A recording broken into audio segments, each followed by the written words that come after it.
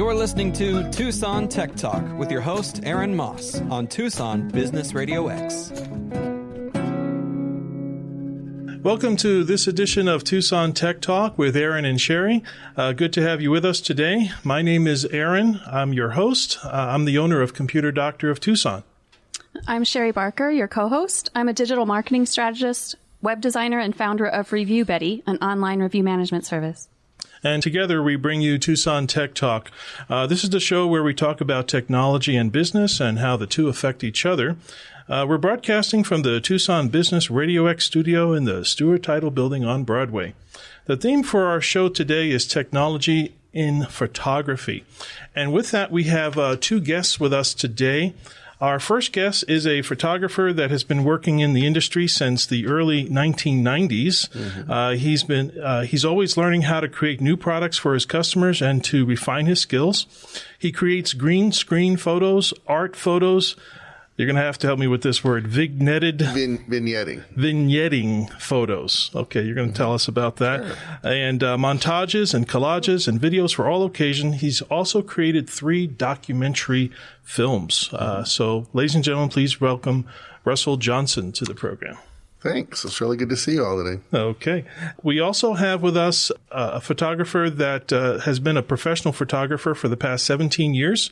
She specializes in personal and professional branding for entrepreneurs. She has a background in fine art and Portraiture.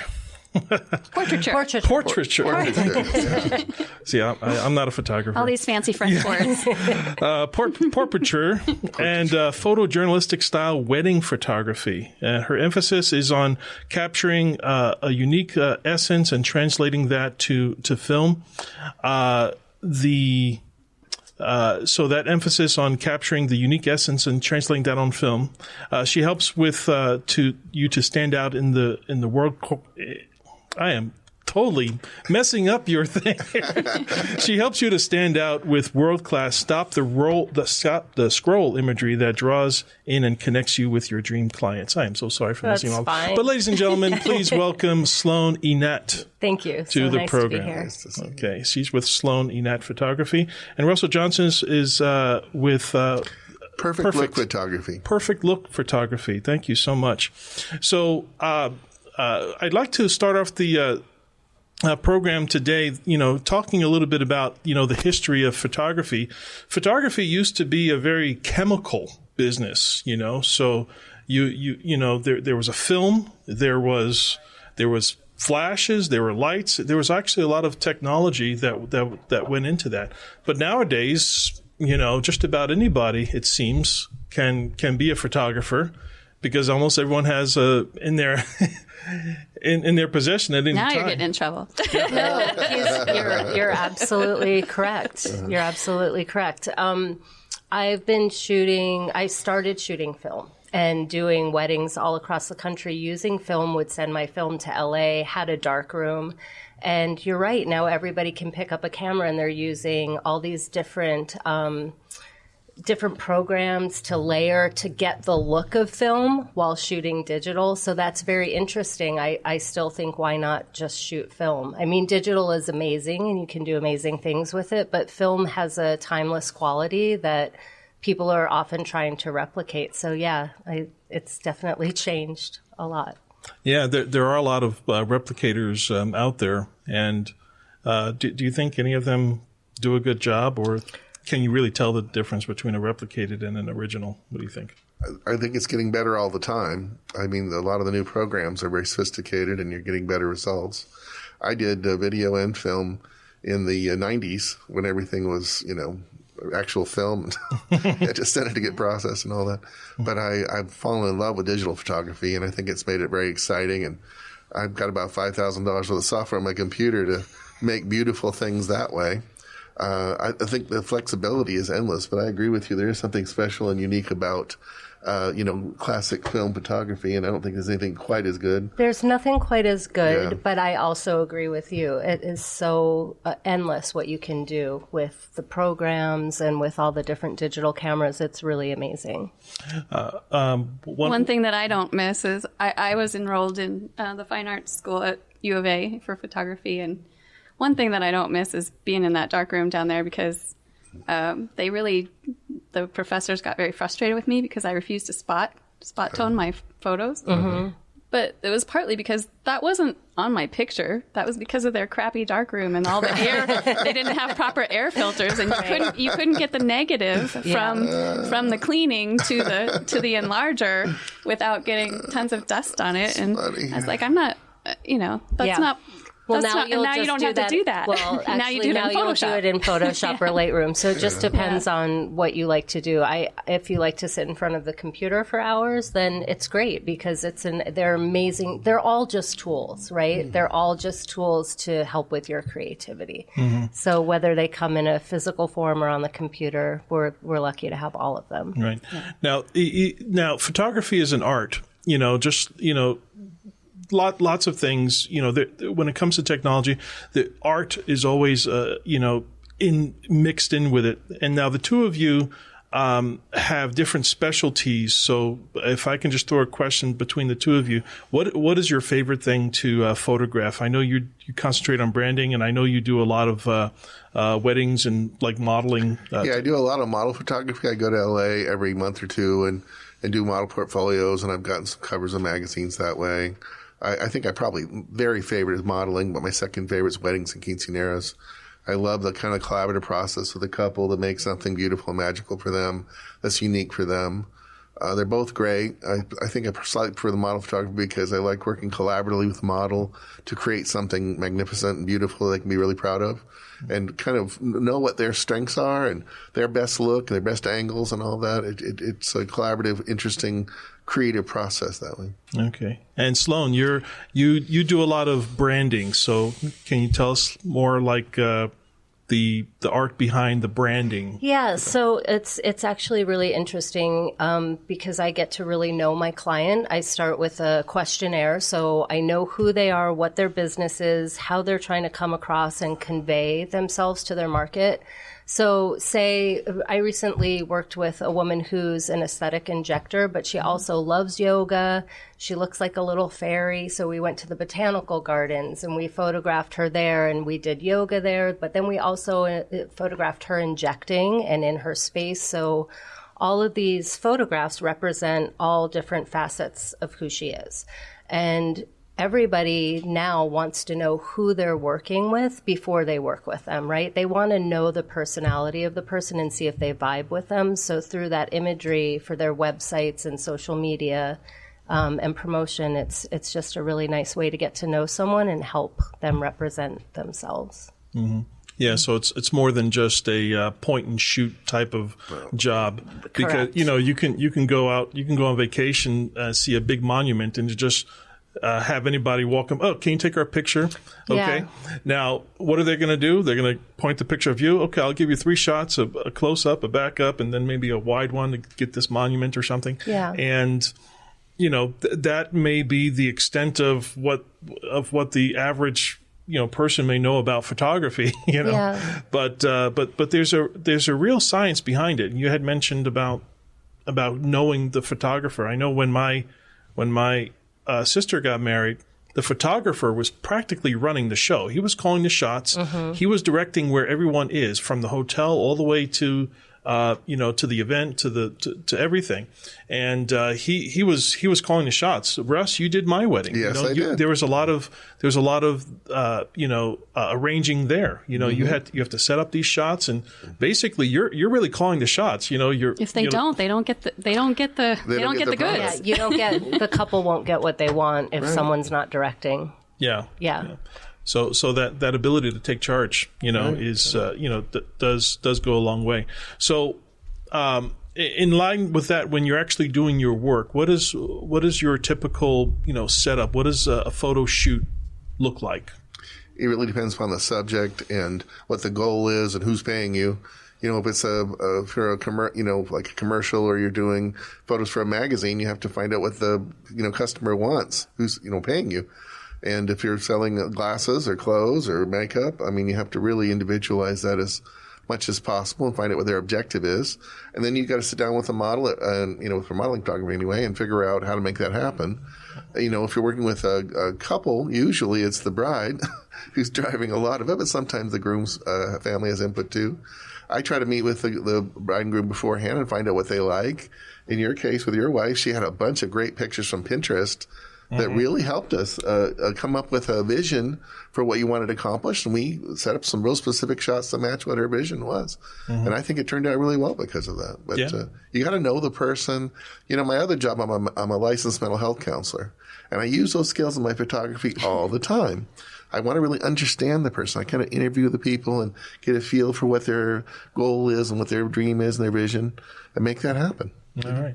And Sloan, what is a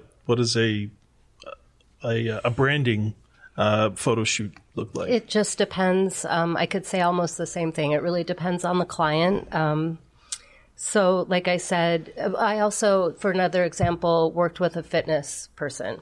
So we did stuff on a bridge where he could run. We went out into the mountains. It just depends on the person and what they're trying to convey. And then I will find a space and an aesthetic that will work within his website to bring his vision alive. Have you ever seen any terrible pictures taken by other people and you say, oh my goodness, they just...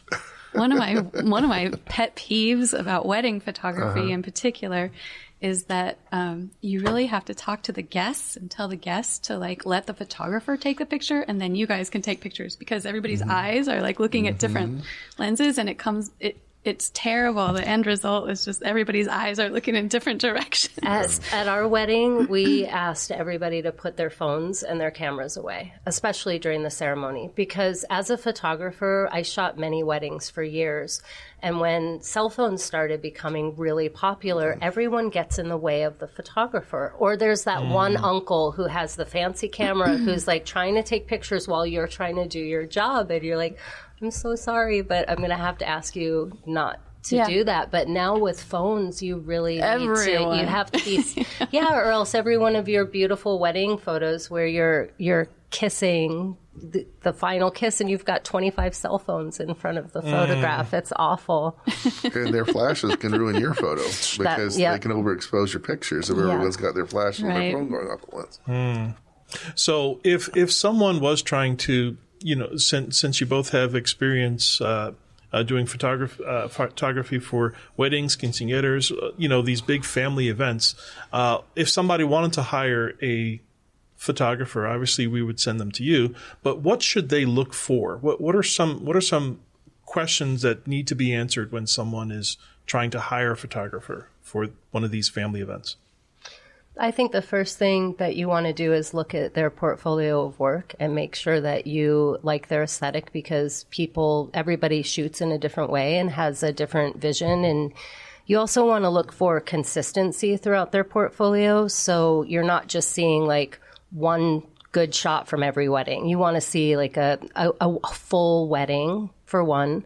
I always think that some of the best ways to hire people are through referrals. So then that the person comes with, that they're good. And then figure out what their packages are and make sure that your needs are going to be met ahead of time. I think that you should look at their photos and, like she said, their whole portfolio. But also, you really need to find out if you can collaborate with this person, that they're a person who will work with you. And, you don't want them to take over so much that your vision isn't being reflected in the photos. They really need to communicate with you and have a compatibility and flexibility, I think. Somebody who will, grandma shows up at the last minute and we want pictures of grandma. You just change your little schedule and you make that happen so that they get the little magical moments, recorded that they're wanting. It's about making the customer happy, customer service, 100%.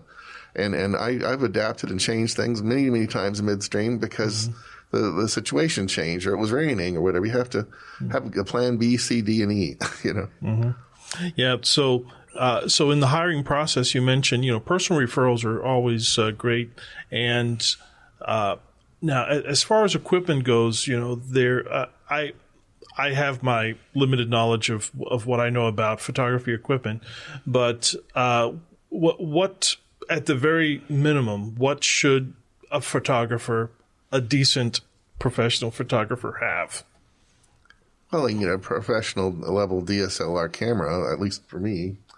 I have a Canon EOS 5D Mark III, and I think it's perfect. It does 4K video. It's got a really good resolution. If you're doing really large weddings, and you want a big, group scene, the real, wide angle kind of thing, you're going to do a lot better with a camera like that. I'm very happy with that particular camera for wedding photography. But I always have at least 2 or 3 cameras with me. You want a backup. If cameras break, cameras jam, things can go wrong. Extra batteries. Extra batteries. Oh, yeah. I have 5 sets of batteries have been an every issue for time. Lots of batteries. For the flashes and the cameras. Yeah. I put one of those extra battery packs on there.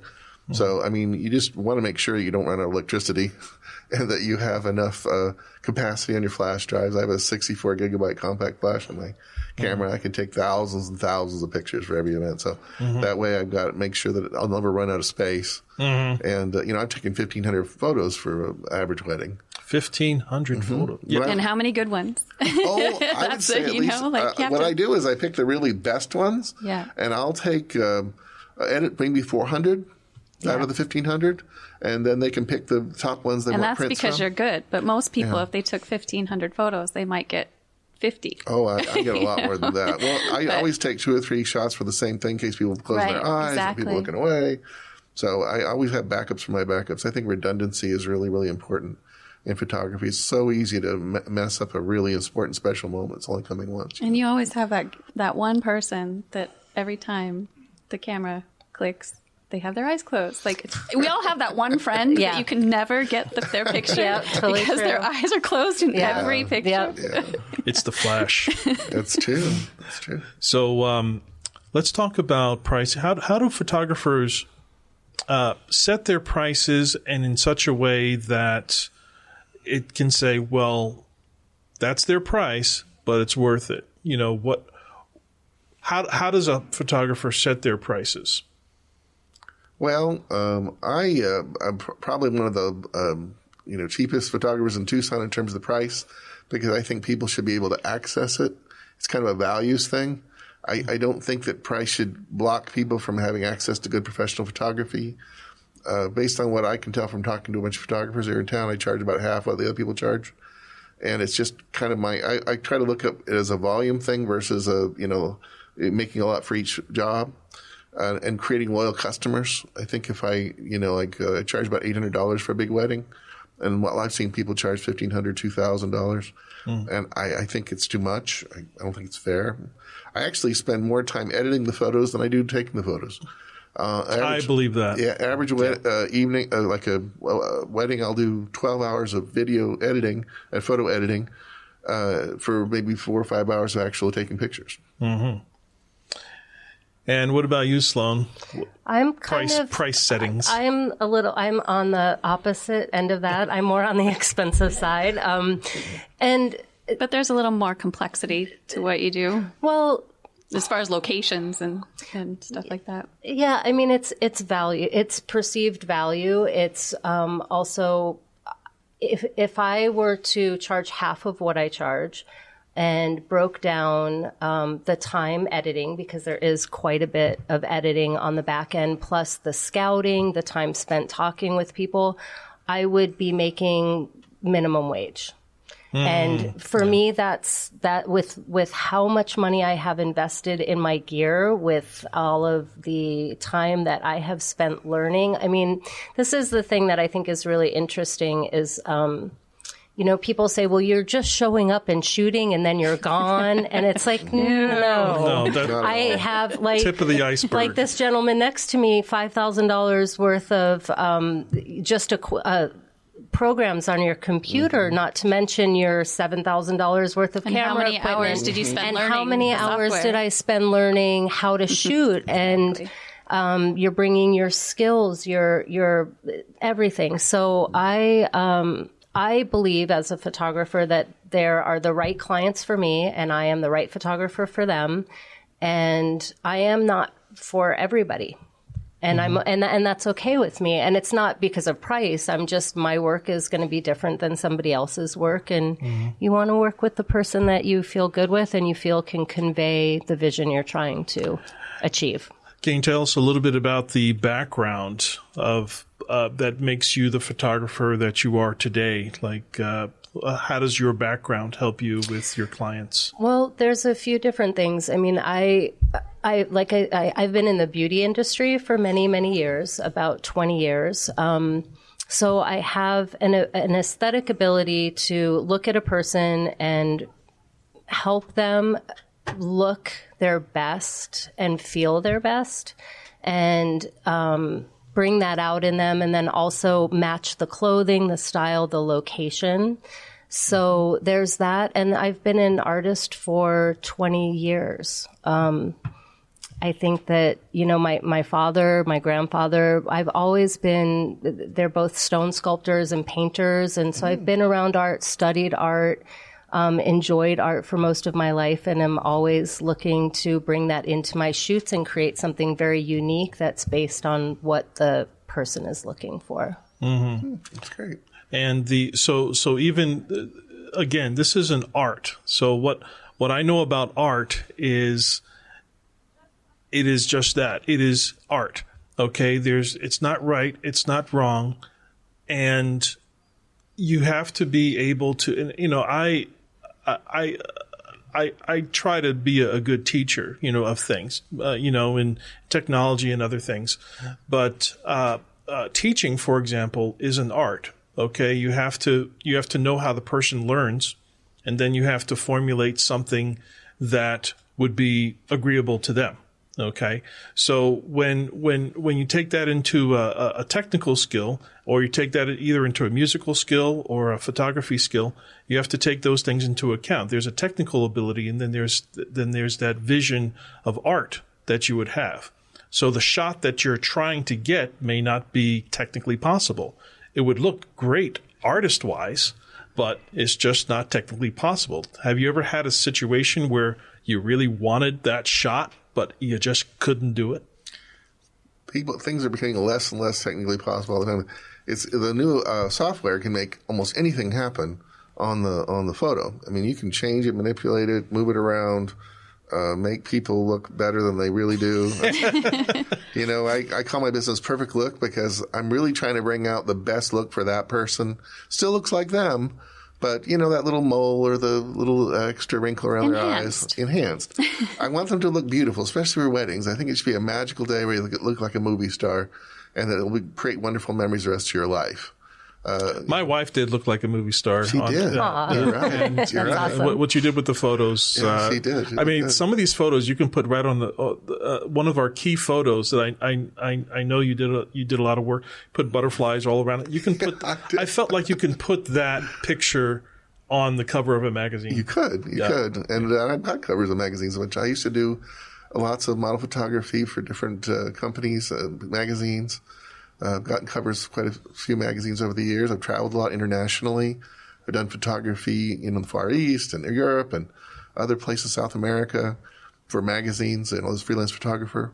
And it's been a wonderful adventure. But I really do like making a magical experience for the customer that's memorable, that will make them happy the rest of their life, I'm hoping. Okay.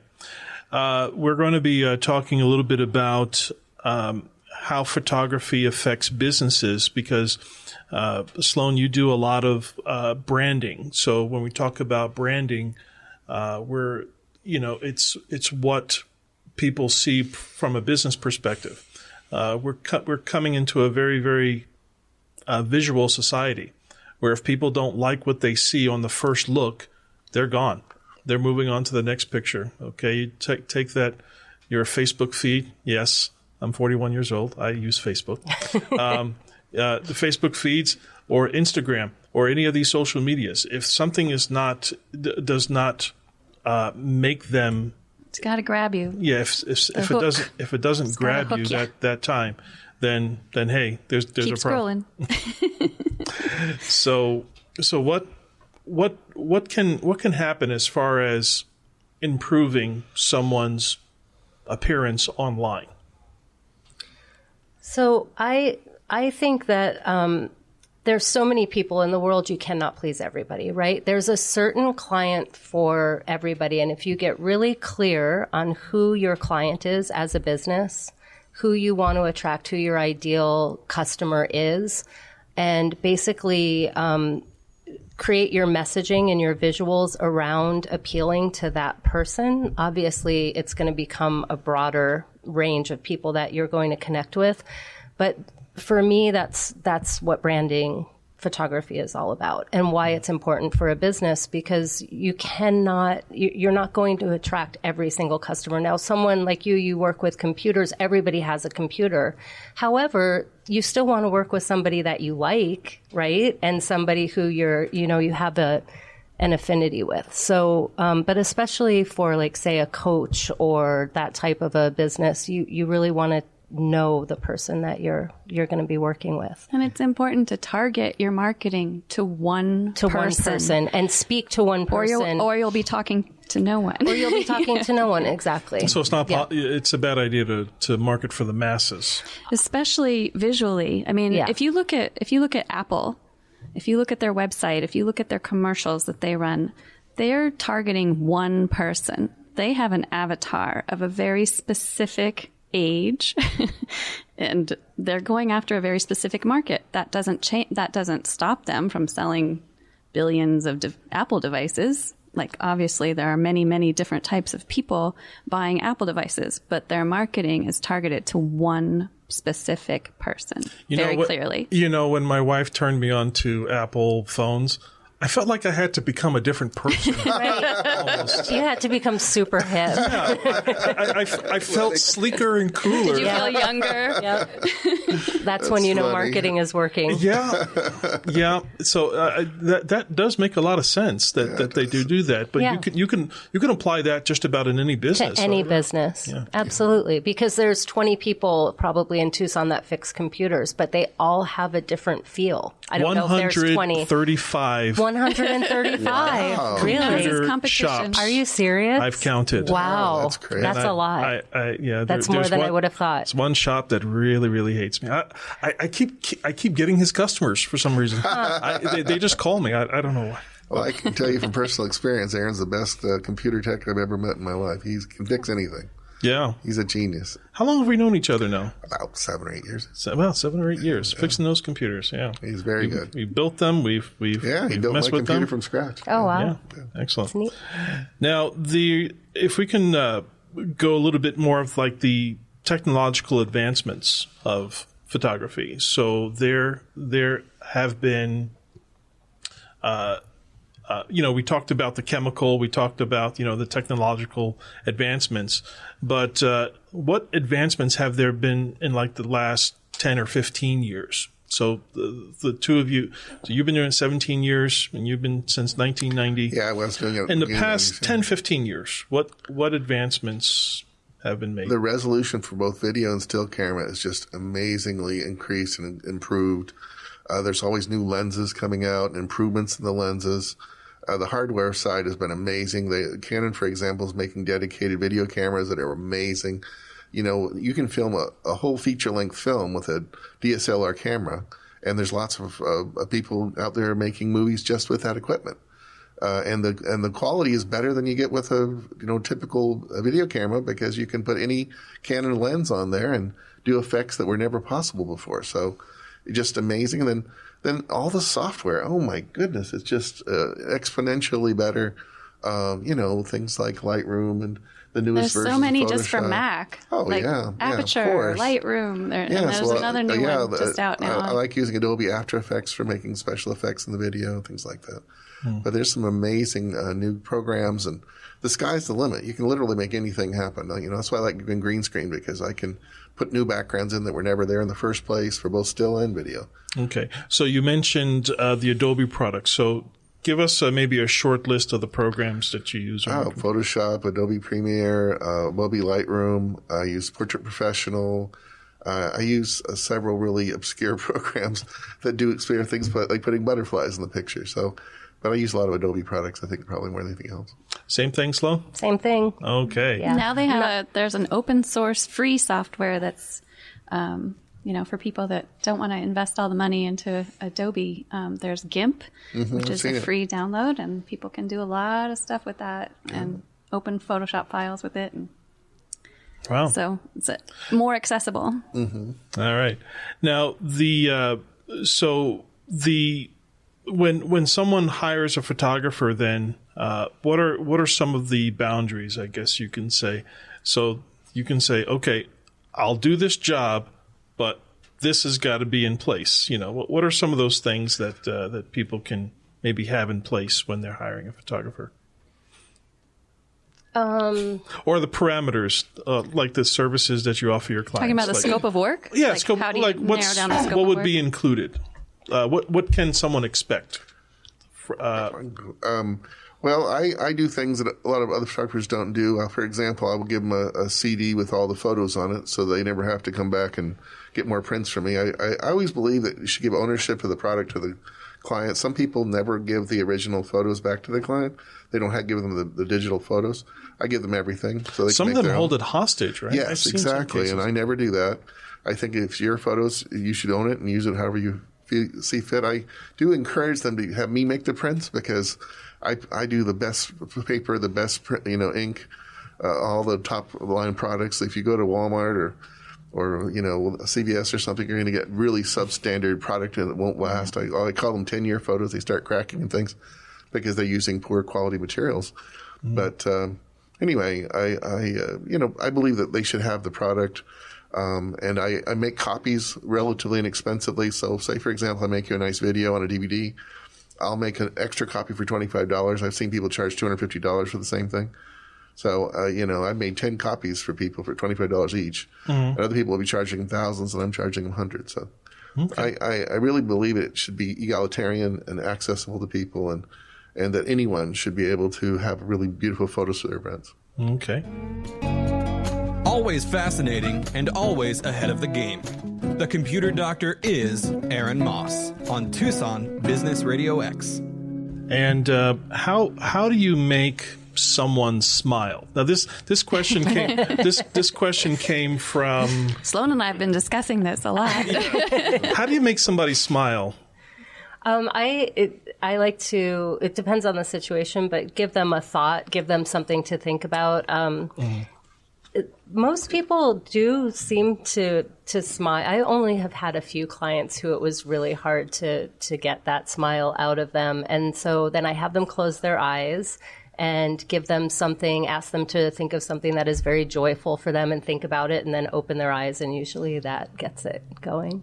You could even have like a video of the Three Stooges going to make them laugh, and every time somebody gets slapped, you capture them while they're laughing. That's what I was told. That your smile is the most natural when you're thinking of something funny. Okay, yeah. So every time we take the pictures here from the studio, from the shows, I always think of something funny. Because you'll get your most natural smile that way. Have you found out to be the case? Well, instead of just cheese? I approach it a little differently. Like I said before, I'm a mental health counselor. And I try to use some of those clinical skills to make people feel comfortable, to make them feel good about themselves, to focus on their positives, to build them up psychologically. I think some of the best photos I ever took were when I talked to the person for 20 minutes before we did any photos. We just sounded, well, what are you going to accomplish today? And what's your best look? And kind of celebrate them as a subject, as a person, and make them feel confident and happy. I worked on some movies with some of my friends who are independent filmmakers, and they used to call me the therapist for the actors because I would get the actors really happy and confident before they did their scene, and that were much better scenes. And it's the same thing with photography or videos or documentary. You want to make the person feel comfortable, make them feel good about themselves, feel confident. Some people are insecure about their looks. And if you can really build up their body image and say, you look great today, you're going to knock it out of the ballpark today, and they'll walk in there and they'll give you great photos. All right. Yeah, it's definitely all about connecting with the person and helping them to feel comfortable, for sure. All right. So that's how we make people smile. Now, here's another question that one of our listeners had submitted to us. How do you determine what a person's good side is? You look at both sides and see which one goes out. What he said. You can always tell. Yeah, you can. Okay. Everybody has a good side. If you look at your face and you do just look at half your face at a time, Yeah. you can definitely everybody has like an open, Yeah, more everybody open has side, one side that's a and little more they'll- shut down. Right. And also, look at the symmetry. Nobody's perfectly symmetrical except for maybe Brad Pitt or something. But you kind of look at what side's a little more symmetrical and more balanced and proportioned, and everybody has one. So one side is more, okay, I know what symmetry means. So whatever is on one side is the same exact measurement and angle. More on the regular features, cheekbones, eyebrows. You look at the balance of everything. And which side is basically, it jumps out at you. You can see. We're all looking at each other. So Which side? everybody, there's only like 2% of the population that is perfectly symmetrical. That's true. So if you look at your ears, you can see one is a little bit lower, and that's the side that's a little bit lower. Your eye's a little more shut down. Your mouth goes down a little bit more on one side. Okay, I'm looking at myself.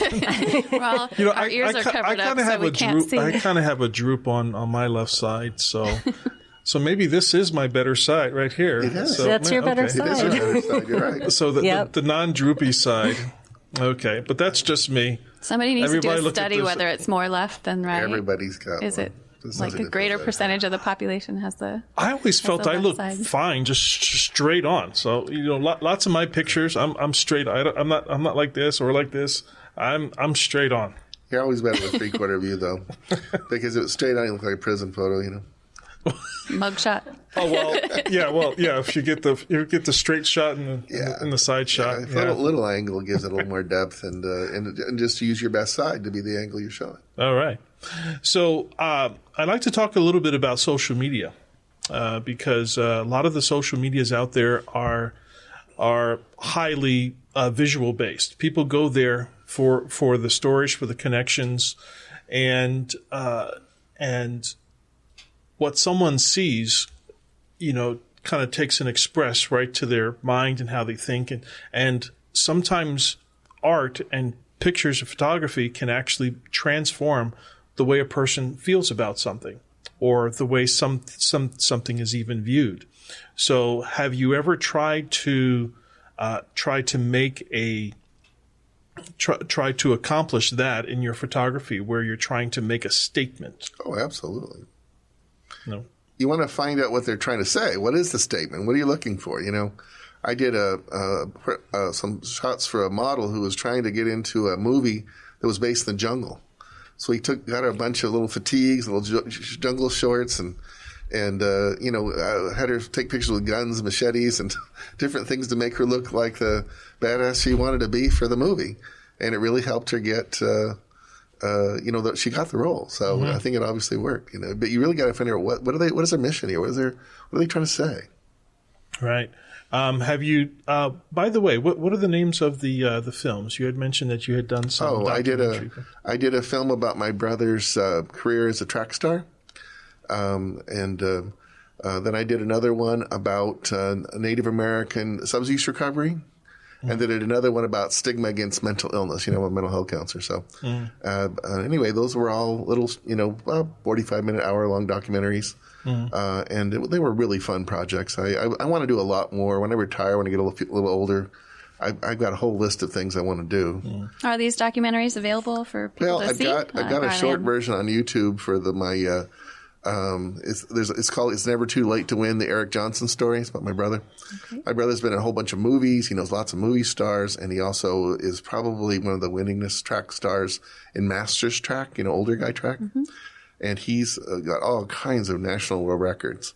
And it's interviews and video clips and slideshows of some of his achievements. But he's got, last time I heard, 2,200 medals, probably 30 trophies. He was Utah Athlete of the Year 7 years in a row. So he's a really high-end athlete and very impressive guy to see. And I had a lot of fun making his documentary. Wow.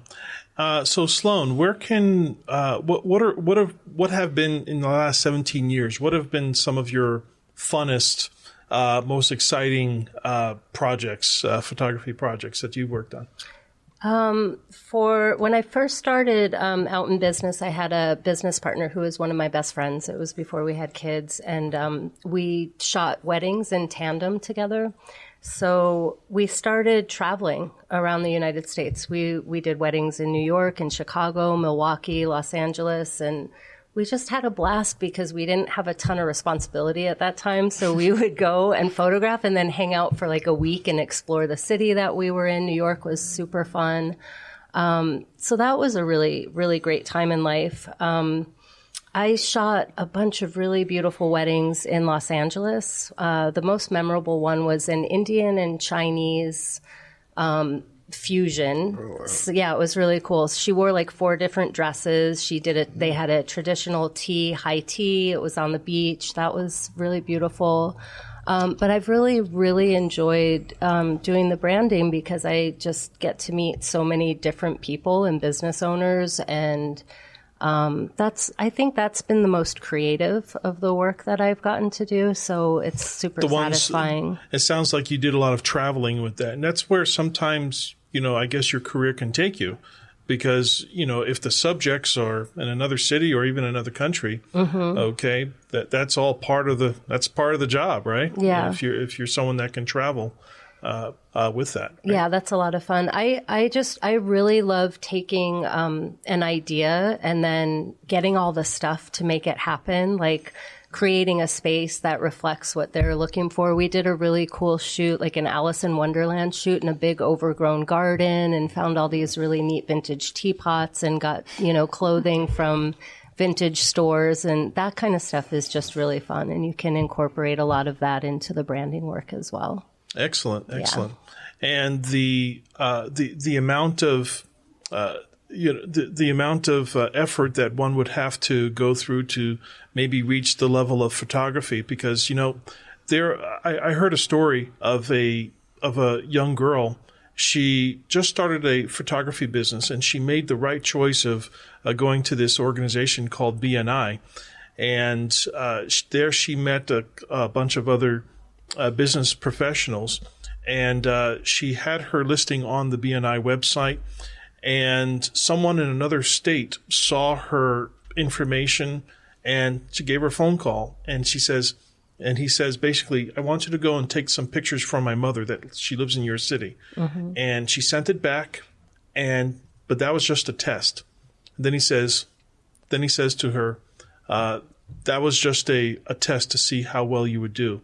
It turns out, would you like to be the main photographer for like Microsoft or something? Wow. And she was like brand new. She didn't even have maybe 2 years of experience. Mm. And now she has this opportunity to work with it. So there's a great deal of networking, because you mentioned people, get to know the person, and there's also this idea of you had mentioned personal references.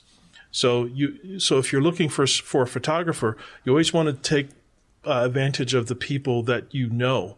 Okay, because I know in my business some of the best leads that I've gotten were from people that I already knew, not from advertising, not for spending a whole lot of money and doing anything, but just a word of mouth advertising. Mm. So since photography comes so much up into advertising, is how competitive, I should say, is the photography when it comes to the advertising space? It's really competitive. How do you break through, though? You have to. That's why I'm always adding new products. I think green screen has really helped me. Like when I do a wedding, I'll take one of the best photos of a couple, I'll cut out the background, and then I'll give them 10 or 12, beautiful like cathedrals or flower backgrounds, or just something that's special. It just jumps out. I want them to show all their friends and say, "That's amazing." And then they'll hopefully book me for the next wedding too. So differentiating yourself from all the typical, yeah, that special kissing shot under the gazebo that they're going to blow up and put on their living room like 5,000 other people in town. Silhouettes of people kissing are very popular, and we just anything making to it make different it special. Than that. Yeah, exactly. Yeah. All right. Now my experience with my little knowledge of photography. goes as far as, watching YouTube videos and little tips. Have you ever seen any of these videos, and some of them are they great. any good? Oh yeah, I'm always diving in and looking for new things and new techniques, and Photoshop is a vast program, and I mean there's so many layers to it. It's made by like 50 people, and it's like really actually mini programs in one. Mm-hmm. And sometimes you might not know one particular piece of the puzzle, and you have to go look it up and figure it out. I'm always calling a friend and going, "Do you know how to do this in Photoshop?" "Oh yeah, I don't know." Exactly. "Hey, do you know how to?" Yeah, and you're absolutely right. The way programs are and the way developers are made, they're the people that develop these products, these the Adobes and all the other program manufacturers, all of them there's got to be someone that has a vision of art somewhere in the developing team, and I say this in many of the shows, that there's always a gap between technical ability and then the art of it, or the knowledge of that particular field. The user side, yeah. Right, the user side. Creation, yeah. So we as a matter of fact, we just had a doctor in here just last week, and we were talking about programs that help the medical field, and the same thing is true. A lot of the medical equipment has to be developed by someone who knows its application very, very well. And so you can have a very, very good programmer or someone that develops these programs to help photographers and to help the future of photography, but they don't know the art behind it. They're just doing programming, But with that in mind, what do you feel the future for photography is? Because let me just start with that question, because I have a second question after that. I think it's not going too well, mainly because everyone thinks they're a photographer, and the phones are kind of wrecking photography, in my opinion. But mainly because people think that what they're doing with the camera, and there are some really nice phones, like the high-end iPhones, they're actually taking some pretty good pictures. I have to give them credit for that. And they're actually making feature-length films where they put a little lens attachment on there because they can get a little better clarity and all that. But I'm discouraged because I see people thinking a snapshot is a real professional photo, and I think Sloan can tell you that it's a world of difference. The lenses, the lighting, the ability to edit the photo and make it look magnificent. Lighting is key. Oh, absolutely. And composition, exactly. I studied art for years and years, oil painting and watercolor and pastel and charcoal, and that's what helped me become better at photography, way better, because the photography classes really didn't touch that enough. But it's all that fine art training that really helped me get to a higher level and understand what makes something beautiful. Mm-hmm. So. Yeah, it's difficult with everybody's phones, but and the most difficult part about it is that the masses don't expect more, right? Mm-hmm. So they're not looking for that super high quality, but that's where that whole thing comes in about really targeting your right clients, the people that appreciate the work that you do, and just they want the artist behind the camera and the lens.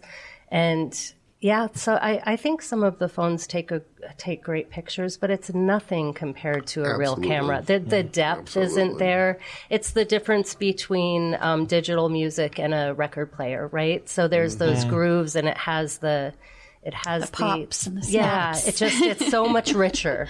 It's so much richer. I have to agree with that. And I'm just discouraged that people think they're the same thing. At the same time that we're talking about all of these new developments in technology with the cameras and with the software, and there's so much you can do now with adding in layers and backgrounds, you kind of have to giggle because, now they're also bringing back the old Polaroid, and that's a cool new hip thing, right? Is to have these instant ones, and all the stuff that was now it's hip retro, to have a Polaroid type camera where you get the picture right away. Yeah. So I'll tell you this much. The first time I saw drone photography, have we all seen drone photography? Yeah. There was this one video on YouTube where it looked like it was a raw video. You can see the blades of grass. It was just sitting in the grass. They hit the switch, went straight up, and and looking at the video, my heart, oh my goodness, that is so beautiful. That's neat. So more and more people are starting to do this drone photography that are really technical, but aren't really photographers, but they just have this really cool ability to get these awesome shots mid-flight. Okay. It's really a whole new art form. Yeah, I don't really know that much about it. It's We were going to have a guest today that does drone photography, but he wasn't able to make it. I'm hoping to get him on a future show. But right. It's amazing achievement, and actually, I think they're better drone pilots than they are photographers. But there's it's magical, and you can see them do it properly. Yeah, if you ever get a chance to see any of these footages of these drone photographies, they're just beautiful shots, and they can be added into your repertoire of what you're already doing of your photography. Could you imagine, on a beach, okay, model, okay, think of a shot just sweeping over the beach, just all the way, or any of the type of photography. A lot of branding companies, what they're doing is they're getting like a shot of like their entire crew, like with a from crew. above. Yeah.